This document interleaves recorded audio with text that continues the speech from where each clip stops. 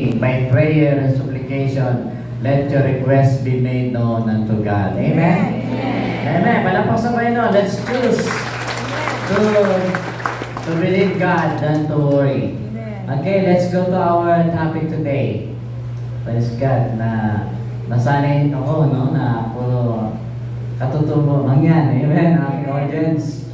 Nasanay ako naka-chinelas at walang outline. Sa mangyan kasi kata ng tiro, pwede na. Amen. Basta nagsila at Tagalog. Kahit ikaw hindi nag-aaral ng pastor. Sabi mo sa katabi mo, pwede ka na. Pwede ka na. Sabi, Sana yung si Brother sabi niya, wala daw si Redo rin. Sabi ko, mukhang di ako makakapan, wala si Redo rin eh.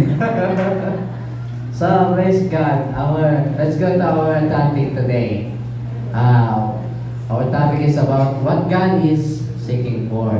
Ano ba raw yung hinahanap ng ating Panginoon? Sa ating text, dito makikita natin ang isa sa hinahanap ng Panginoon. Sabi roon, naparito ang anak ng tao para hanapin at iligtas ang ikaw. So dito makikita natin ang ebidensya sa Bible na may hinahanap ang Diyos. Amen? Tayo bilang tao, araw-araw may hinahanap. Diba ba? Hinahanap natin yung susi, laging nawawala. Pag nagkakaedad, maraming hinahanap. So yung mga bata, may hinahanap na laruan. Kabataan, may hinahanap. Ang magulang, lalo na. Pagka mula sa pagsilang, may hinahanap. Amen? May kailangan ng tao. Kailangan ng tao ng pera. Mula sa tiyan pa lang, kailangan na ng pera. Pagsila ka ng pera. Nung ililibing, kailangan pa rin ng pera. So we are looking a lot of things here on earth. Amen? But our God also looking for something, not for gold, not for silver, but for this four things. So talakayin po natin ngayon na apat na hinahanap-hanap ng Panginoon. Number one po dito ay yung God is seeking and looking for the lost. Sa lost soul. Hinahanap ng Panginoon mga nawawala, tupa, nawawala ang anak niya, naliligaw ng landas. So, hinahanap niya. Number two, God is seeking or a true worshiper. Naghahanap ang Diyos ng yung seryoso at totoong sasamba sa Kanya, hindi lang ligo, kundi araw-araw. Third, God is looking for someone who will stand in the gap or someone who will intercede. So, hinahanap ng Panginoon. Then, last, God is looking for a faithful. Naghanap siya kung sino yung tapat at nagtatapat sa Kanya sa mundo ito. So, tapos na po ang ating mensahe. So, yun na po ang ating message. Yun ang hinahanap ang Panginoon. So, number one, let's go to number one, the lost. Since Garden of Eden, ang tao po ay nasimula ng malos. Amen? Dati, ka-close ng God, pero nung nagkasala ang tao, doon nagsimula ang salitang Adan, where are you? Adan, asan ka na? Doon nagsimula yung hanapan. At ang hinahanap, hindi susi, hindi anuman, hindi aso, hindi hayop. Ang first time na nawala ay ang tao. Amen? Kauna-unang nawala sa mundo, sa Bible ay Adan, where are you? Ang tao nawala sa appreciation ng Panginoon dahil sa kasalanan, nalayo, at nagtago pa doon sa puno. Hello? Mula nga noon hanggang ngayon, ang tao nagtatago. Lalo pag mag-evangelism ka na, ayun na naman yung mga na malayo pa na, naamoy ka na eh. Nadala mo Bible. Kaya minsan, huwag ka masyadong magbaro. Amen. Pagka-stand believer, ito sit nila. Ang lakas ng paamoy nila. Kapag ito ay ang dala ay, sabihin mo, naamoy tayo. Amen? Kapag dala mo ay ebanghelyo, naamoy. Naamoy si Kristo sa atin. Hello? Kaya yung mga ayaw sa Diyos, malayo pa, nagkatago na, natakas na, kaya na yung mag-evangelize. Amen? Pero ganun pa man, ang Diyos ay matyaga. Amen? Amen. Mula sa simula, hinahanap na niya si Adan, hinahanap niya ang tao na nawawala. Si Adan, where are you? Nagpapakita na God is concerned sa nawawala. Amen? Concerned siya, gaya ng ama, nang nawala siya ng isang anak, prodigal son, umalis ang isang anak, kinuha ang kanyang yaman, at naglustay, lumayo, subalit siya ay hinanap ng kanyang ama. Amen? Amen. So, pinapakita ng prodigal son, the lost son, the lost sheep, yung larawan ng isang taong nalayo sa Panginoon na hinahanap. At pinapakita doon yung pag-ibig ng Diyos na tayo ay kanyang lubos na kinasasabi ka makitang muli. Amen? Amen. Sabi nga, pag may tupang may sandang tupang isang pastol, iiwan yung 99 para lang makita yung nawawalang isa. Hello? Amen? Amen. So, para hanapin yung nawawala. Problema, may isa hindi lang nawawala. Meron pumatupang nagwawala na sa church. Amen? Sa pastor. So, yun ang medyo mahirap. So, tayo ba'y tupang nawawala? O tupang nagwawala na? O tayo yung tupang nasumpungan?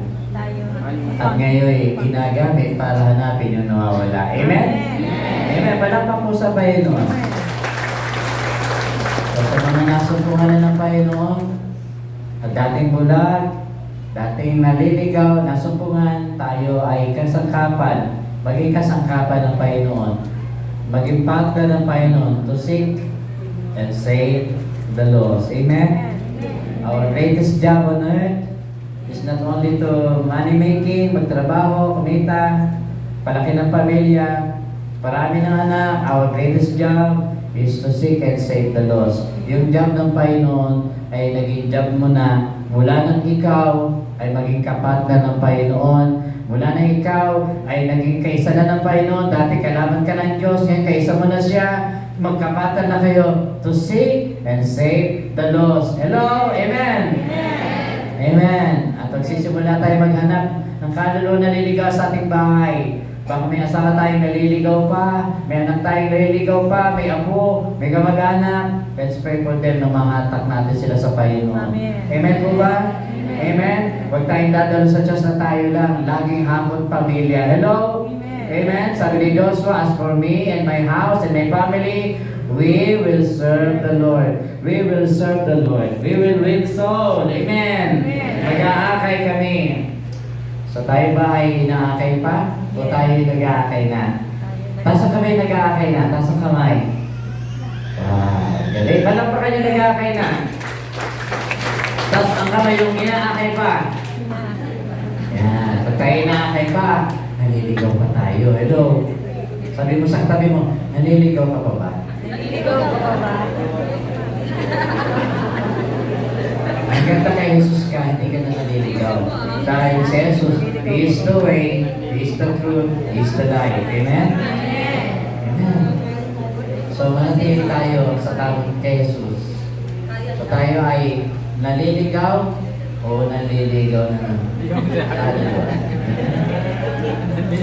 May binata pa, wala akong alam kundi pag siya ng manligaw ng kaluluwa. Hindi ako marunong manligaw sa totoo lang.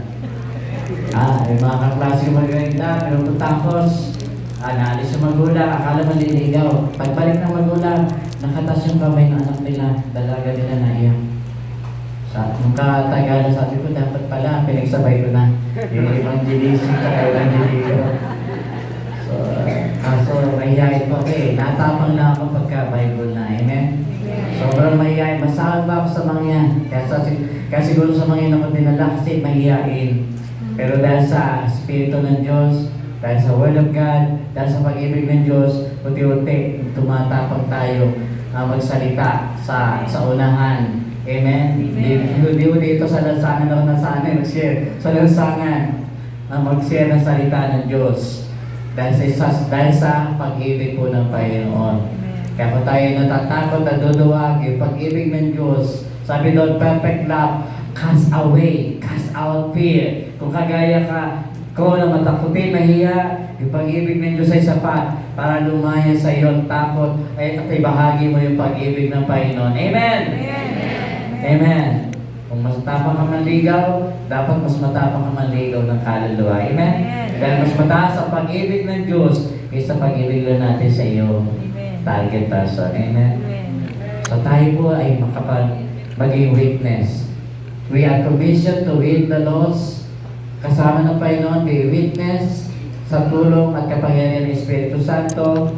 So si Jesus binigay para sa makasalanan at lahat tayo makasalanan. Ngunit ang Holy Spirit ibinigay upang tayo bigyan ng power. Amen? Sabi doon, you shall receive power when the Holy Ghost come upon you and you shall be my witnesses. Binigay si Jesus para saan? For sinner. Para ano? Para maligtas. Ngayon, ngunit binigay kalagdagan, binigay ang Holy Spirit para tayo may empower. Amen? To empower us to share, to witness for Jesus Christ.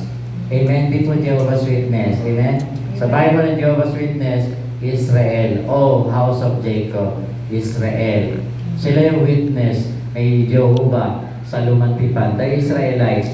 Di po yung nagbabaybahay ng Pilipino. Pero in the New Testament, sabi ni Jesus, and you shall be my witnesses. We disciple of Christ. We are called witnesses, not of Jesus Christ. Amen? Dahil tayo nakaranas ng kabutihan, ng amazing love, yung kanta kanina, amazing grace ng ating Panginoon. Nakakamangha ang pag-ibig ng Diyos. Pero mo, sa apat na yan, ang hinahanap niya, lahat yun puro tao. Ang hinahanap niya, hindi angel, hindi ginto, hindi pila. Puro tao. Amen? Kamangha-mangha na sino nga ba tayo para isipin pa ng Diyos? So, what is man that you are mindful of him? The Son of Man that you visit him. So, ang Diyos ay may hinahanap. At ang hinahanap niya ay nasa tao. At mismo yung tao. Tayo yun, hinahanap ng Panginoon. Sabi mo sa tabi mo, lagi kang hinahanap-hanap ng Diyos. Lagi kang hinahanap ng Diyos. Hindi lang yung loss, hinahanap-hanap niya. Kahit anak niya, araw-araw hinahanap-hanap niya. Hello? Amen. Kung tayo noon ay lost soul, malayo sa Diyos, hinahanap na manumbalik. Ngayon tayo anak na niya, lagi tayong hinahanap. Hindi dahil sa tayo nawawala, kundi dahil nananabik siya, nakausapin mo siya na magkausap kayo ng Panginoon. Amen? Amen. Nananabik ang Diyos, hindi sa gitong pilak, sabik siya sa atin. Amen ba? Amen. Kaso minsan busy tayo. Ano? Sa maraming bagay, gaya ni Martha, busy sa maraming bagay, wala nang time na maupo sa presensya ng Panginoon. Nabasa niyo ba kay Martha? Yes, po. Maganda yung ginagawa niya, nag-aasikaso para may makain o may merienda. Ayos yun. Pero may nawawala. Yung sit with the Lord. Amen? Amen. Yung moment with God. At namimiss ng Panginoon niya sa atin. He is seeking that moment na tayo ay nagko-communion sa ating Panginoon. So God is seeking the lost. Second, God is seeking true worship. Bilang believer na save na tayo, He is seeking for true worshipper. Sabi doon, but the hour is coming and now is when the true worshipper will worship the Father in the Spirit and in truth. For the Father is seeking. Yun, totoo pala yun. Hinahanap ng Ama, ng Diyos. Sa tao yun. Tamang pagsamba. In spirit, walang idol, and in truth. Biblically. So, hinahanap ang Diyos sa totoong pagsamba. Amen? Amen. Sa espiritu at katotohanan. Kabaliktad ng katotohanan ay hypocrisy. Di po ba? So, yung totoong pagsamba, nag-alig sa ating mga puso. Sabi ko kanina, we can sing as Christian song or worship song na hindi naman tayo nakaalay sa Panginoon.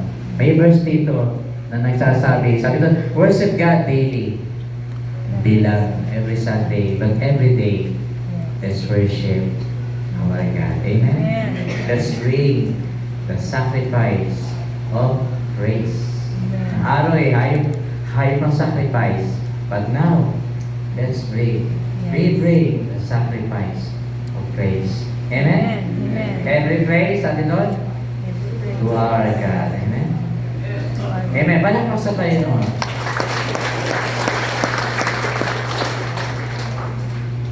So, David, sapo natin, kilala sa buong Bible, number 1, sikat siya sa pagiging worshiper si David. Amen? Amen. Hindi na mahalaga yung forma niya pag na sumasamba siya sa Panginoon. Hindi na mahalaga yung nakadamit hari siya. Malaya siya sumamba. Malaya siyang lumuhod, malaya siyang sumayaw. Tayo ba'y malayang sumamba? Yes. Malaya ba tayo lumuhod? Yes. Amen. Tayo Catholic, nakakaluhod tayo sa puon, sa mga imahe. Nung tayo nakakilala kay Jesus, hindi yata na tayo lumuhod. Sabi sa Bible, every knee should bow Amen. at the name of Jesus. Pero bago bibig, our heart should bow before the Lord. Amen? Amen. Our heart should bow before the Lord. Then our lips and our knee will follow. Amen. Amen? Amen. True worship begins inside of our heart. Amen? Ay mumula sa ating puso. At sumusunod na ating bibig. Tayo worshiper, sa ating puso tayo pala awit sa Panginoon. And there is no hindrance kung nais natin lumuhod sa Panginoon. Hello? Amen po ba? Amen. Thank God. Kailan tayo huling lumuhod sa Panginoon? May expression of worship. Maraming expression of worship. At isa doon ay pagluhod sa ating Panginoon. Sabi doon, lahat ay luluhod. Nasa langit, sa lupa, sa ilalim ng lupa. Nakaluhod na ba kayo dito sa Panginoon? Yes. Opo. Amen. Therefore, I argue, brothers and sisters, in the view of God's mercy, sabi dito, offer your bodies as a living sacrifice, holy and pleasing to God. This is your true and proper worship. Offer. So, yung totoong pagsamba ay naka-offer ka. Hindi yung katawan, hindi yung bangkay, kundi ka. Nandun yung katawan, nandun yung yung soul, nandun yung tao. Naka-offer tayo. Nakahandog tayo. So kung tayo umawit ng worship song, hindi nakahandog ang buhay, hindi pa yung worship. Through worship, you offer already your life to Jesus Christ as your Lord. Nakasurrender ka na. Kanya ka na. Amen! And when you sing, there is life. When you pray, there is life because you are already belongs to God. Amen? Kasi kung aawit ang isang tao na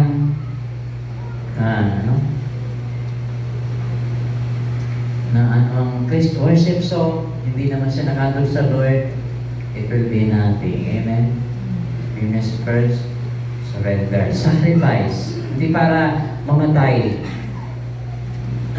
Sa lumang tipapaan, sacrifice na mamatay physically. Amen?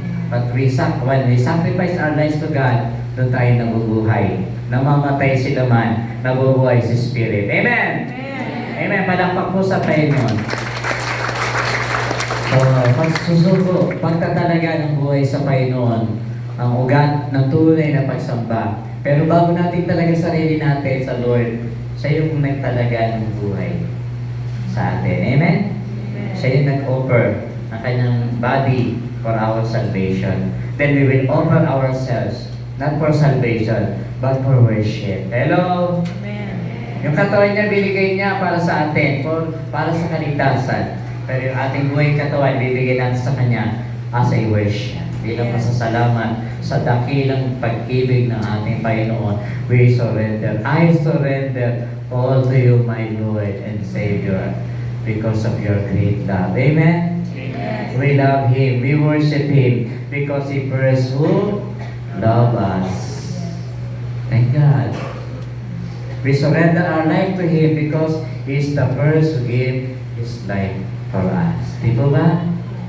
We exchange our sinfulness to His righteousness. Nagkaroon ng exchange gift yung ating divine exchange, yung sinfulness natin, napalitan ng kanyang righteousness.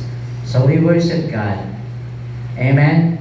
At part ng pagsamba, yung first love natin. Sa Revelation 2 verse 4 to 5, sa isang church, sa mensahe ng Panginoon, sa Ephesian Church, na masigasig, tuloy-tuloy naman sa gawain. Pero sabi ng Lord, nevertheless, I have these things against you, that you have left your first love. Masipag, matyaga, tuloy ang gawain sa Panginoon. Pero sabi ng Panginoon, ngunit ito yung hinanakit ko sa iyo, hindi mo na ako mahal kaya na yung nauna, yung dati. Amen? So, pwede pa na tayong aktibo pa rin, pero wala na yung dating pag-ibig natin sa Panginoon. Paano yun ang worship? Yung pag-ibig natin sa Panginoon ay manatili, muling mag-init, muling magningas. Amen? Amen. Thank God. May saksi, napapagod na rin tayo, di po ba? Nalolobat na rin tayo, di po ba? So we need to go back to renew our first love to our God. Amen po ba yun? Amen. Amen. Praise God. So, kabilaan na to. So, God is seeking for, number 3, someone who will stand in the gap. So, totoo ba ito? Yes. Sinahanap ng Diyos yung mamamagitan. So, I sought for a man among them who would make you whole and stand in the gap before me and in the behalf of the land Israel, that I should not destroy it, but I found no one. Maraming beses, nabibingit ang Israel sa pagkawasak dahil sa kanilang mga kasalanan. Pagkawasak, pagkasakop ng kalaban. Pero Panginoon, bago mangyari yun, naghahanap siya ng tao na mamamagitan, kumbaga sa away. Amen? Peacemaker, namamagitan, hindi taga-sulsol, hindi taga-kampi. So, namamagitan para hindi matuluyan. At maraming natutuluyan, nawasak, pamilya o buhay o bansa dahil wala nang namamagitan saan? Manalangin. Si Abraham nakaranas, gubernari ng Diyos sa Sodom and Gomorrah, pero siya po'y na-burden. Mayroon siyang kamag-anak doon. Siya nanalangin sa Panginoon. Amen? Prayer to interceding for others. Nanalangin sa Panginoon. Paano yun? Kung may 50 matuwid, 40, 30, 20, 10, i-destroy mo pa ba yung Sodoma? Sabi ng Panginoon, sa paulit-ulit niyang panalangin, hindi ko gugunawin dahil doon sa 50, 40, 30, 10 because of the righteous. Amen? Amen. Namamagitan si Abraham.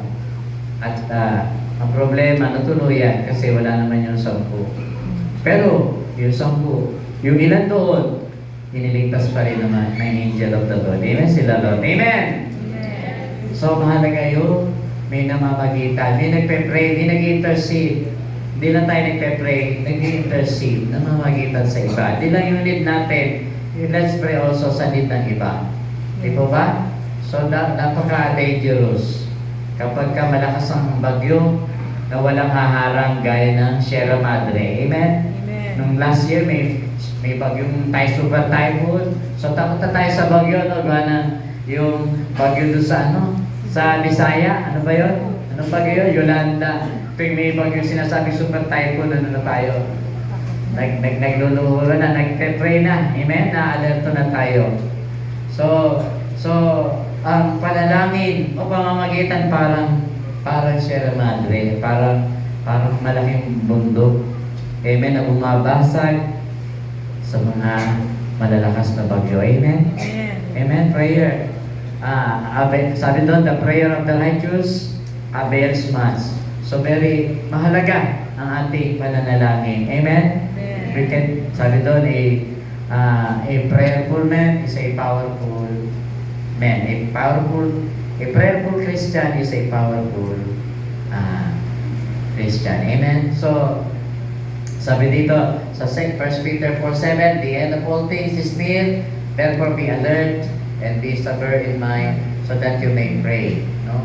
So nasa panahon na po tayo ng padala po ng padala ang sitwasyon ng ating mundo. Hindi lang kasamaan, pati yung kahirapan, padala ng padala.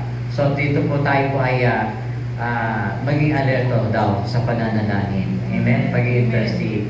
Actually, hindi lang na pray. Sometimes we need to fast. Mag-fasting. Manalangin. Naalala ko yung Nineveh. Nung narinig nilang gugunawin ang kanilang bayan sa pangalan ni Jonah.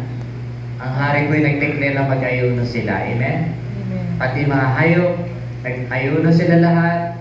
Almost 3 days. At ang salot at yung pagunaw sa kanila ay napigilan. Hello? Amen. Amen?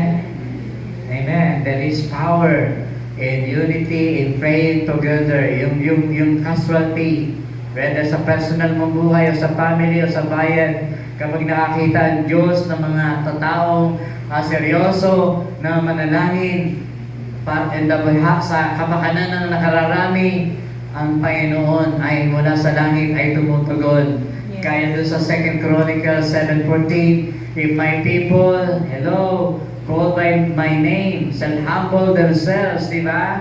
And seek, pray, and seek my face. Sabi doon, then I will hear from heaven. Amen. Amen? I will forgive the sin. I will heal the land. Not just to pray, but humble. Madali mag-pray, pero hindi yung mag-humble, minsan mahirap. Madali mag-pray, pero yung seek the Lord, minsan mahirap. You take not just pray, but humble ourselves. Pray, seeking God's face. Sabi doon, mangyayari yung I will hear from heaven, I will forgive the sins, and heal our land. Amen? Amen. Amen! Yes. Palakpak po sa Panginoon. So, seryosong Panginoon na tayong tugunin sa ating mga panalangin kapag tayo ay nakita ng Lord yung ganong pagkatao sa ating pananalangin na tayo po ay nag-humble, nagsisik ng face ng Panginoon, at nagtaturn from our wicked ways, nagre-repent sa ating mga kasalanan.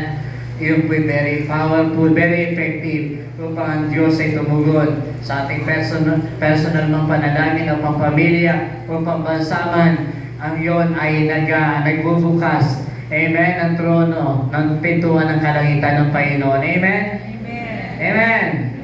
As God's people humble themselves, pray, and seek His face. Amen. God is looking for someone will intercede. Yes. Humbling himself, praying, seeking His face, repenting, not only for his sin but for the sin of others. God is looking for that. Yes. Kahit di ka magaling mangaral, kahit di ka kilala sa pagtayo, you can be useful by praying for the pastor, your pastors, and for this church, and for others. Amen! Amen. Palakpak po sa Panginoon. Pag nawala na yung mga nagpe-pray, mawala ng lakas. Yes. Kasi tayo lahat, dependent lang sa Panginoon. Whether hininga ng ating baga o hininga ng ating spiritual, nakadepende lang sa Panginoon. Truly, people need the Lord. Amen? Amen. Kapag tinanggal mo yung halaman sa lupa, bukas, lantan at patay, tinanggal mo isda sa tubig, sigurado, wala pang bukas patay. Pag tayo tanggal sa Panginoon, no connection, no worship, no praying, we will die Yes. away from God. Amen? Amen. Amen. Amen. So we need to be prayerful. Next po, pamuli po, tapos na. God is seeking for faithful. Amen? Totoo ba ito? Sabi rito, for the eyes of the Lord run to and fro throughout the whole earth to show Himself strong in the behalf of them whose heart is perfect toward Him. So nais pa, naghahanap ang Diyos ng mga tao na pagpapakitaan niya ng kanyang lakas, kapangyarihan, biyaya sa mga tao ng puso ay mababa. Amen? Mababa sa Kanya. basag sa Kanya, sincero sa Kanya. Amen? Amen. Hindi siya naghahanap ng taong maraming laman ng bulsa. Yes. Naghahanap siya ng tao na ang puso ay nauuhaw sa Kanya. Amen? Amen. Hindi siya naghahanap ng taong kung sino mayaman o sino may aral. May aral, walang aral, formal, hindi formal. God is looking around the world Amen. sa tao na para sa Kanya. Amen. Ang puso ay para sa Kanya. Tuloy niya yung puso. Asan ang puso? Kaliwa. Ang puso ba na yan ay para na sa Panginoon? Amen. Ang puso na yan ay laging may kaagaw pa. May kaagaw pa ba ang Panginoon sa ating puso? Wala na. Kung may boyfriend, number 1 pa rin si Lord. Kung may girlfriend, si Lord pa rin ang number 1. Amen? Amen. Wala siyang kaagaw. So, ito po yung ating, ito yung hinahanap ng Panginoon. God is looking for a faithful, like Abraham, kahit anak ang hinihingi handog, si Isaac. Yes, Lord siya. Amen? Yes, Lord. Kahit ayaw niya. Wala namang magulang na ang anak niya handog eh. Pero sa Abraham, masakit man, mahirap man. Yes, Lord. Amen? Yung mga satanista nga, di ba? Naghahandog ng bata, tapos kakainin pa nila. Religion. How much more? Hey God, we will not offer our life to our God. Amen? Abraham, model of faithfulness. Sino pa po ang faithful sa Bible? Ha? Bukod kay Abraham, si Joseph. Di ba ba? Nanatili siya at sinapromote ng kanyang pagtatapat sa Panginoon. Ito mabigat ito. Tumatakbo sa tukso. Amen? Amen. Sino dito natakbo sa tukso? Ang tukso nangahabol. Pero si Joseph ay tumatakas. Amen? So, bihira yun. Amen? Next, si Daniel. No, pinalulod sila sa ibang Diyos. Nayari sa ginto. At kung hindi ay iyahagis, kamatayan. They are faithful unto death. Amen? Amen. Pero ang galing ng Diyos, ang nagtatapat ay Kanya iingatan. Amen? Thank God. May verse ko sa Bible sa Proverbs 28. A faithful man shall abound with blessings.